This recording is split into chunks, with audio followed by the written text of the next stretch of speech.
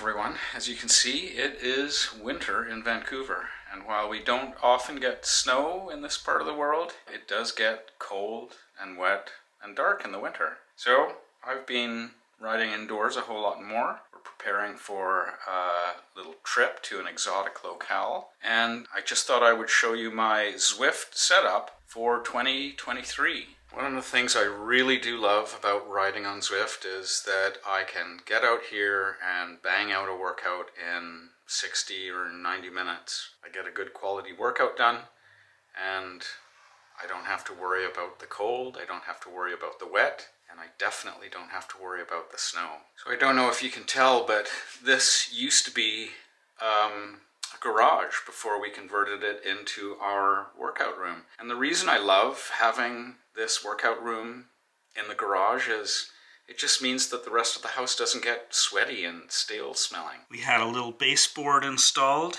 just to give the place a little bit of warmth. So when we come out here, even in the middle of winter, that baseboard just sort of takes the edge off. It's a comfortable temperature out here. Even though it's nice to come out here and it's reasonably warm, when you're working really hard, it's nice to have a little bit of cool air.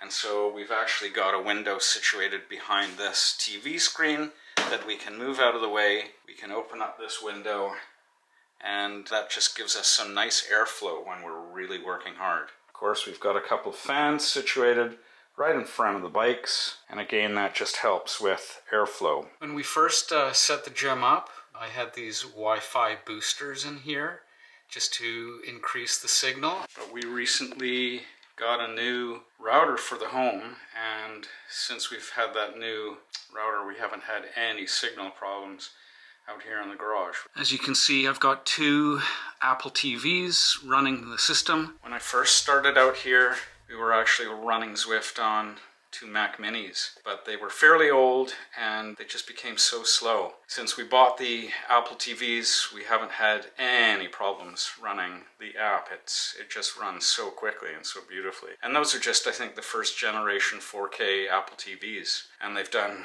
really, really well. As you can see, we've got these interlocking floor mats. They're nothing special at all. Catherine actually bought them from London Drugs. We looked into having the whole floor covered with sort of a more industrial grade floor mat, and it was going to be really, really expensive. So we went with these relatively inexpensive little mats that, as I say, Catherine bought at London Drugs, and they do the trick.